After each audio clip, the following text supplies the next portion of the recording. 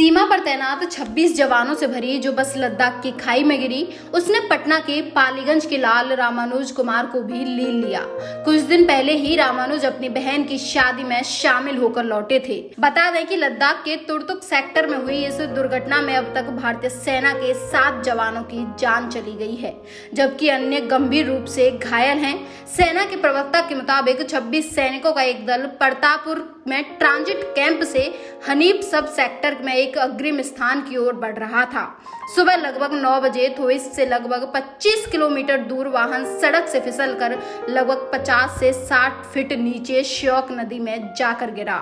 इस हादसे में 7 जवान अभी तक वीर गति को प्राप्त हो चुके हैं।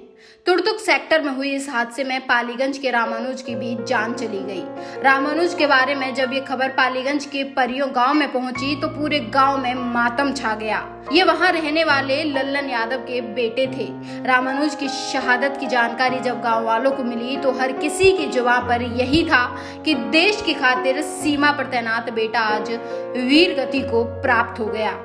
गांव घर में मातमी माहौल बना हुआ है। घर की महिलाओं का रो रो कर बुरा हाल है।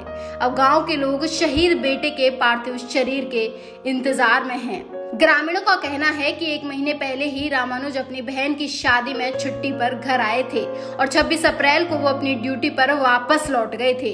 महाराष्ट्र के मराठा रेजिमेंट से 2016 में रिक्रूट हुए नायक क्लर्क रामानुज देश की सुरक्षा की खातिर लद्दाख में अपनी ड्यूटी देने गए थे, लेकिन किसी को क्या मालूम था कि लद्दाख की घाटियों में ही वो वीर गति को प्राप्त हो जाएंगे। 3 भाइयों में सबसे छोटे रामानुज 2016 से देश की सुरक्षा में लगे हुए थे। इस शहादत के बाद गांव का हर शख्स ये कह रहा है कि रामानुज अपने सभी भाइयों में काफी तेज तर्रार थे। वो जो ठान लेते थे उसे पूरा करके ही दम लेते थे। उनमें देश सेवा की ललक बचपन से ही भरी हुई थी। शहीद रामानुज का पार्थिव शरीर अभी गांव नहीं पहुंचा है। उम्मीद की जा रही है कि उनका पार्थिव शरीर आज शाम तक पालीगंज आ जाएगा।